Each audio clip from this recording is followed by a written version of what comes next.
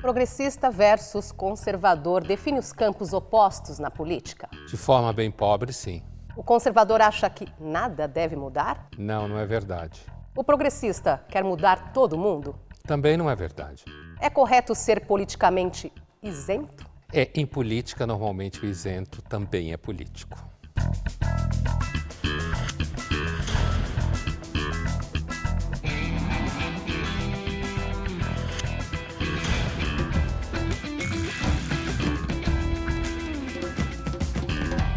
Olá, no Linhas Cruzadas de hoje vamos conversar sobre o que é ser conservador e o que é ser progressista, mas não no contexto da polarização. Vamos entender como essas definições surgiram na história e na filosofia.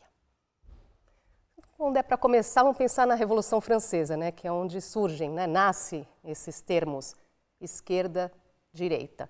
Então, aqueles que defendiam, eram leais à coroa, defendiam a permanência do rei no poder, sentavam-se à direita do presidente da Assembleia, os chamados girondinos. E aqueles que defendiam a revolução, que defendiam a república, sentavam-se à esquerda, os jacobinos. Então podemos dizer que a origem dessas palavras aí, a princípio, vem de uma organização espacial. Exatamente, Eu acho isso sempre bom de ser lembrado, porque introduz uma variável de incerteza e de acaso, até certo ponto, naquilo que se transformou duas categorias aparentemente muito claras, É claro que a oposição entre esquerda e direita tem territórios em que ela é mais clara e tem territórios em que ela fica menos clara.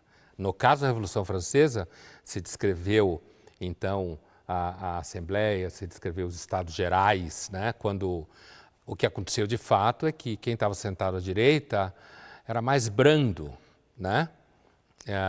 Os girondinos representavam isso, a Gironda, como eles falavam.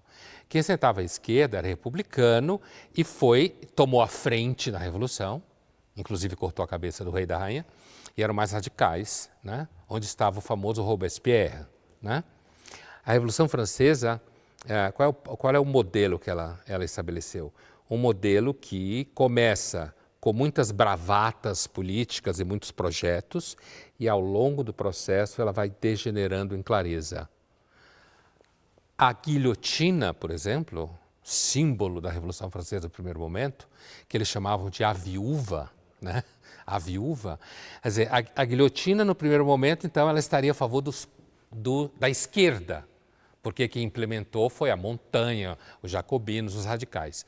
Mas, ao longo do processo, ela acaba cortando a cabeça do Robespierre. Quer dizer, aí ela começa, então, a servir à direita, Então, essa falta de clareza você vai perceber na Revolução Chinesa, no Camboja, na cubana, na soviética, que é a mais importante de todas. E é nesse momento também, nesse contexto da Revolução Francesa, que a política também passa a ser objeto de disputa popular, não apenas algo ligado à aristocracia, ao clero? O povo nunca tinha imaginado que ele participasse de política, No sentido de que a política era coisa de quem tem poder e o povo não tem nenhum.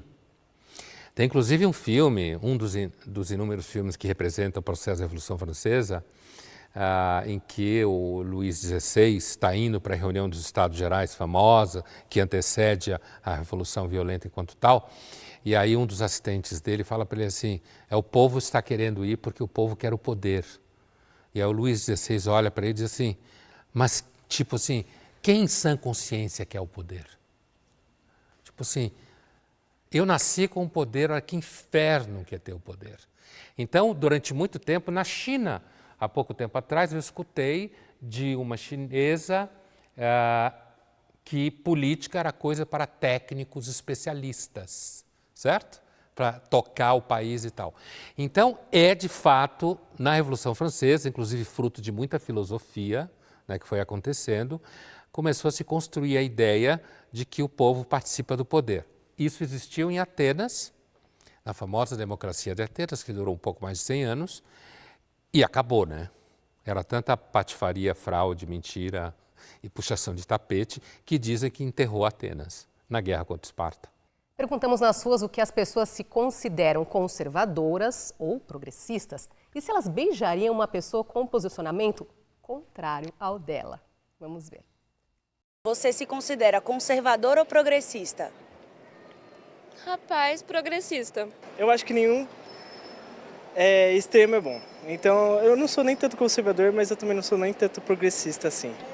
Conservadora. Progressista. Conservadora. Progressistas. Sim, progressistas. Conservador. E se tivesse um conservador te paquerando, você ia beijar ele na boca? Depende. Se ele não viesse falar asneira pro meu lado, dá uns beijinhos nele. Pra mim, independentemente, eu não tenho preconceito nenhum, então eu acho que se você gosta da pessoa, acha ela atraente e quiser ficar com ela, não tem problema. Não, me dá uma broxada, assim, eu fico... não sei explicar, só baixa a bola. É que eu acho que pra beijar alguém você precisa se entender com essa pessoa, sabe? Então não rolaria pra mim. Eu acho que talvez, depender, não dá pra rolar, sabe? Se você tivesse que beijar um progressista na boca? Beijaria. O que importa é a gente ficar feliz, né? Depende. Não sei, se o papo for bom, não sei. Beijaria. Não tem nada a ver, não. Cada um, né? Você vê, né? A menina que é tão interessante, às vezes, quando você consegue pensar um pouco e prestar atenção nos jovens sem nenhum clichê, né? Ela fala, não, para você beijar alguém na boca, você precisa ter, sei lá, o que ela disse exatamente, mas alguma coisa do tipo, você tem que se estender primeiro, não sei o quê. É absolutamente fora da realidade isso, né? As pessoas beijam outras na boca, assim, às vezes nem falou com a pessoa. Opa, né? você é progressista ou conservador? Não sabe nem o nome, nada. Simplesmente rola a situação e você vai, né? Você vê a ingenuidade, como é a ingenuidade normalmente dos jovens, né? Mas acho que a nossa amostragem, ela foi muito boa, assim, porque você tem pessoas conservadoras, assim, que falam, inclusive aquela que estava mexendo no celular, que fala, oh, beijaria, né? E a conservadora, né? E você tem as duas meninas, por exemplo, que estão conversando, que inclusive falaram essa história do beijo. A outra que começa, rapaz, né?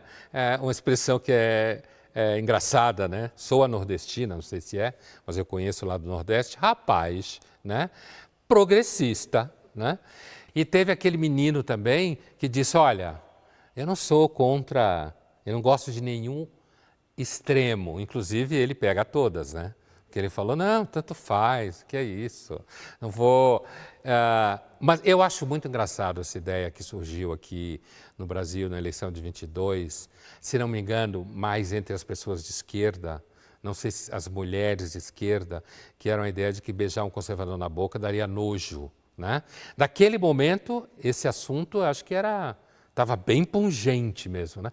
Eu acredito que às vezes pode atrapalhar mesmo, sabe? Não é história de não beijar na boca, mas se você começa a conversar, a não ser que tenha uma química muito forte rolando, porque quando a química forte rola, as pessoas perdem a cabeça, né? Se começar a conversar no ambiente, pode ser que isso broche. Se não foi a química na frente, entende? Você perde o interesse. Existe uma direita progressista e uma esquerda conservadora? Olha, pensando em casos concretos, a gente até pode, de repente, pontuar isso. Pensando em termos de Brasil, por exemplo, eu tenho certeza que certos libertários, que são liberais radicais, que inclusive são favoráveis de coisas como aborto, que são pautas normalmente progressistas, né? Aborto, liberação de droga, tá? Pegar dois clichês assim progressistas. Você tem libertários que ao mesmo tempo estão à direita, são a favor do capitalismo, anarcocapitalista, que você pode dizer que então é alguém que está à direita, mas que comunga com certas pautas da esquerda, certo? Ao contrário, você também pode ter. Você tem, por exemplo, você pode ter políticos à esquerda, de partidos de esquerda, que às vezes podem chegar até presidente da República, que têm pautas que são consideradas conservadoras em termos de costumes, certo? Então dá para você, mas eu diria que são casos assim meio empíricos, pontuais. Se você vai para o debate amplo, às vezes as ideias parecem ficar mais claras, mas no concreto tem sim. Está mais misturado do que parece.